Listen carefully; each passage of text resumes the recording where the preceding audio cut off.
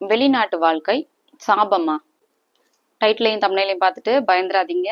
Video skip பண்ணாமல் ஃபுல்லாக பாருங்கள். வீடியோக்குள்ளே இருக்கக்கூடிய கண்டென்ட்டுக்கும் தம்ப்நெயிலுக்கும் கண்டிப்பாக ஒரு கனெக்ஷன் இருக்கும். சேனலை சப்ஸ்கிரைப் பண்ணாதவங்க சப்ஸ்கிரைப் பண்ணிக்கோங்க. அப்போ தான் உங்களுக்கு எவ்ரி வீக் அஸ்ட்ராலஜி பற்றின 2 இன்ஃபர்மேட்டிவ் வீடியோஸ் கிடைக்கும். ஓகே, சில பேர் பார்த்தீங்கன்னா வெளிநாட்டிலே இருப்பீங்க, ரொம்ப கம்ஃபர்டபுளாக இருப்பீங்க, ஒரு ஹாப்பியான ஒரு லைஃபே உங்களால் லீட் பண்ண முடியும். சில பேரால் போக முடியாது, வெளிநாடு போகிறதுல ஸ்ட்ரகிள்ஸ் இருக்கும். அங்கே போனால் கூட பெருசாக ஹாப்பியாக இருக்க முடியாது, சேவிங்ஸ் பண்ண முடியாது. இதெல்லாம் எதனால? ஒருத்தருக்கு நடக்குது, இன்னொருத்தருக்கு நடக்க மாட்டேங்குது. என்ன ரீசன்? ஜோதிட காரணம் என்ன அப்படிங்கிறத பற்றி தான் இந்த வீடியோவில் நான் ஷேர் பண்ணியிருக்கிறேன். ஸோ வீடியோ ஸ்கிப் பண்ணாமல் ஃபுல்லாக பாருங்கள். ஆக்சுவலாக வெளிநாட்டு வாழ்க்கை அப்படிங்கிறத பரதேச வாழ்க்கைன்னு சொல்லுவாங்க. சரியா? முன்னாடிலாம் பார்த்தீங்கன்னா பெருசாக டிரான்ஸ்போர்ட் ஃபெசிலிட்டி இல்லை, டெக்னாலஜி டெவலப் ஆகலை. அந்த மாதிரி டைம்லலாம் வந்து வெளிநாடு போகிறது வந்து ஒரு சாபமாக தான் கன்சிடர் பண்ணாங்க. ஆனால் இப்போ வந்து வெளிநாட்டு யோகம் இருக்கா அப்படின்னு கன்சல்டேஷன் வர்றவங்களே என் ஜாதகத்தில் வெளிநாட்டு யோகம் இருக்கா, அப்ராட்லேயே வந்து பிஆர் வாங்க முடியுமா அப்படிலாம் வந்து கேட்குறாங்க. இப்போ யோகமாக மாறிடுச்சு இல்லையா? காலத்துக்கு ஏற்ற மாதிரி சேஞ்ச் ஆகிருக்கு. ஸோ ஓகே, சில பேருக்கு அதுனா இப்போ கூட வெளிநாடு போனால் ஸ்ட்ரகிள் ஆகுறாங்க.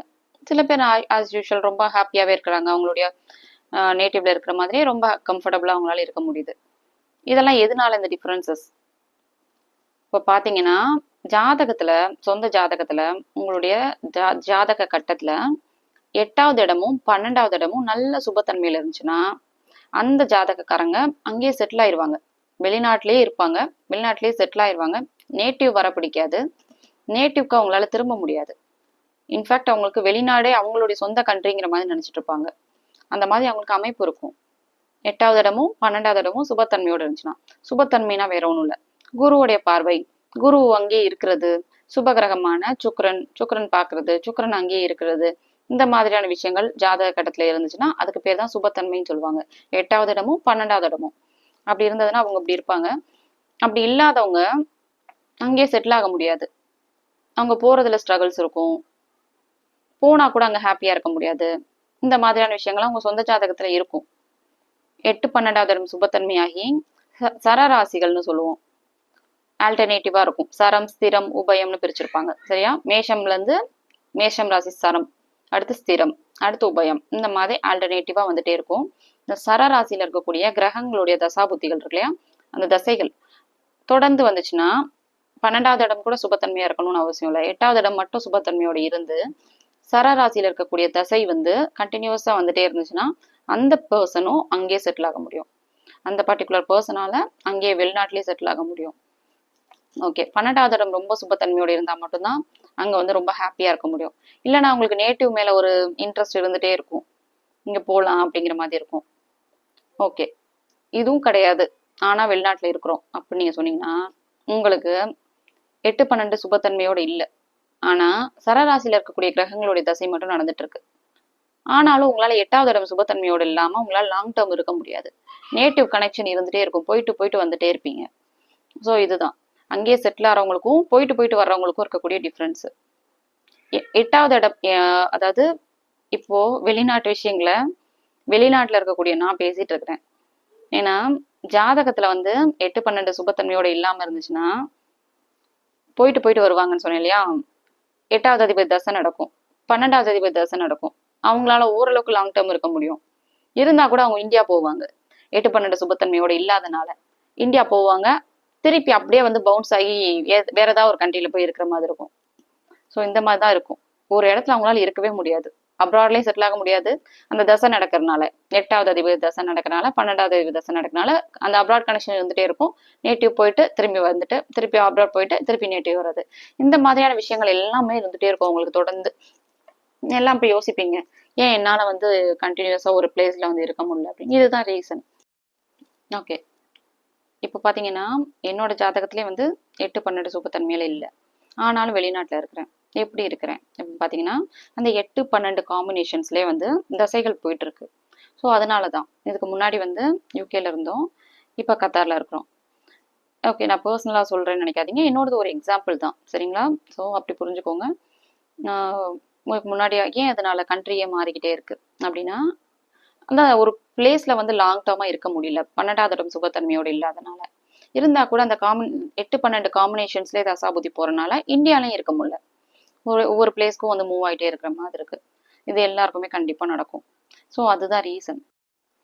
நீங்களே தானே பிளான் பண்ணிக்கிறீங்க அப்படின்னு நீங்க நினைச்சீங்கன்னா, பிளான் பண்ணாலுமே அதை எக்ஸிக்யூட் பண்ணணும் இல்லையா?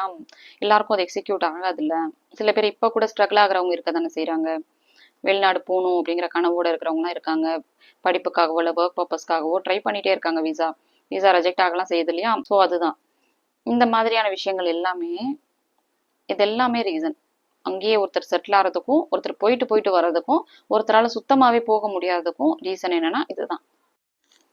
அதாவது இந்த ராசிக்காரங்க வெளிநாடு போக முடியும், இந்த ராசிக்காரங்களால போக முடியாது. இந்த மாதிரியான நிறைய ஜென்ரிக்கான விஷயங்கள்லாம் யூடியூப்ல இருக்கு. அதெல்லாம் பார்த்துட்டு நம்பாதீங்க. உங்களுடைய சொந்த ஜாதகத்தில் தான் விஷயங்கள் இருக்கு. நான் சொன்ன இந்த காம்பினேஷன்ஸ் உங்களுக்கு இருந்துச்சுன்னா, ஒரு பர்சன் வந்து அங்கேயே செட்டில் ஆகுறதும், இல்லை போயிட்டு நேட்டிவ் வரதும், போயிட்டு போயிட்டு வரதும், இது எல்லாமே வந்து இந்த ஜாதகத்தை டிபெண்ட் பண்ணி தான் இருக்கு. ஓகேவா? ஸோ இதுதான் விஷயம். ஓகே, இப்போ பார்த்தீங்கன்னா வெளிநாட்டில் இருக்கக்கூடிய நிறைய பேர் வந்து கன்சல்டேஷனுக்கு வரீங்க. உங்க சொந்த ஜாதகத்துல இந்த அமைப்பு இருக்கா அப்படின்னு நீங்க கேட்குறீங்க இல்லையா? அதாவது இந்த ராசிக்காரங்க போக முடியும் வெளிநாட்டுக்கு, இந்த ராசிக்காரங்களால போக முடியாது அப்படின்லாம் வந்து நிறைய விஷயம் இருக்கு இல்லையா? நிறைய ஜென்ரிக்கான விஷயம் யூடியூப்ல இருக்கு. அதெல்லாம் நம்பாதீங்க. நான் சொன்ன இந்த காம்பினேஷன்ஸ் உங்களுடைய சொந்த ஜாதகத்துல இருக்கணும். ஒருத்தர் அங்கேயே செட்டில் ஆகிறதுக்கும், போயிட்டு போயிட்டு வர்றதுக்கும், இல்லை போகவே முடியாம ஸ்ட்ரகிள் ஆகுறதுக்கும் சொந்த ஜாதகத்தை பார்த்து தெரிஞ்சுக்கலாம். ஓகேவா? இப்போ எந்த ராசிக்காரங்களா இருந்தாலும் வெளிநாடு போக முடியும் உங்க ஜாதகத்துல அந்த அமைப்பு இருந்தா. ஓகே, இப்ப நான் தம்ப்நெயில்ல சொன்ன விஷயம், வெளிநாட்டு வாழ்க்கை சாபமா? 8-12வது இடம் சுபத்தன்மையோட இருக்கிறவங்களுக்கு வெளிநாட்டு வாழ்க்கை யோகம். பாவத்தன்மையோட இருந்து வெளிநாட்டு போறவங்களுக்கு தசாபுத்தி காரணத்தினால வெளிநாட்டு வாழ்க்கை சாபம். ஸோ இப்படிதான் நீங்க இதை புரிஞ்சுக்கணும். அஸ்ட்ராலஜியை கொஞ்சம் புரிஞ்சுக்கோங்க. ஏன்னா இது வந்து ஒரு சிங்கிள் ஸ்டேட்மெண்ட்ல அடக்க முடியாது. ராசி பலனுக்குள்ள அப்படியே எல்லாருக்கும் காமனான விஷயம் இதுதான். மீன ராசின்னா எல்லாருக்கும் இதான் நடக்கும் அப்படின்னு சொல்ல முடியாது. சொந்த ஜாதகத்தை பொறுத்து வேறுபடும். சரிங்களா? ஸோ ராசி பலன் பார்த்துட்டு இருக்கக்கூடிய எல்லாரும் உங்களுடைய சொந்த ஜாதகத்தை ஃபர்ஸ்ட் தெரிஞ்சுக்கோங்க. ராசி பலன் அப்படிங்கிறது காமன், ஒரு 30% தான் ஒர்க் ஆகும். ரிமைனிங் உங்க சொந்த ஜாதகத்துல தான் உங்களுடைய லைஃப்ல நடக்கக்கூடிய ஹாப்பனிங்ஸ் எல்லாமே இருக்கு. நீங்க வெளிநாட்டுல இருக்கிறீங்களா, இல்ல வெளிநாடு போகணும்னு நினைக்கிறீங்களா? நான் சொன்ன இந்த விஷயங்கள் எல்லாம் உங்களுக்கு ரிலேட் ஆச்சுன்னா எனக்கு கமெண்ட்ல சொல்லுங்க. உங்களுடைய சொந்த ஜாதகத்துக்கு அஸ்ட்ராலஜி பெய்ட் கன்சல்டேஷன் வேணும்னா ஸ்க்ரீன்ல தெரியிற இந்த வாட்ஸ்அப் நம்பருக்கு நீங்க என்ன ரீச் அவுட் பண்ணி உங்களுக்கான அப்பாயின்மெண்ட்டை நீங்க புக் பண்ணிக்கலாம். நான் வாட்ஸ்அப் நம்பருக்கு ரீச் அவுட் பண்ணலாம் அப்படின்னு சொன்னோன்னா எல்லாரும் கால்ஸ் பண்ணிட்டு இருக்கீங்க அப்பாயின்மெண்ட்டுக்கு. கால்ஸ் பண்ணாதீங்க. இப்போ இந்தியாவில் இல்லை, அப்ராட்ல இருக்கனால கால்ஸ் எதுவுமே எனக்கு வராது. டெக்ஸ்ட் பண்ணி, வாட்ஸ்அப் பண்ணி உங்களுக்கான அப்பாயின்மெண்ட்டை நீங்கள் புக் பண்ணிக்கலாம். ஓகே, அஸ்ட்ராலஜி பற்றின நிறைய இன்ட்ரெஸ்டிங்கான கான்செப்ட்ஸ் ஃபர்ஸ்ட் கமெண்ட்ல பின்டாக இருக்குது. You can check them out.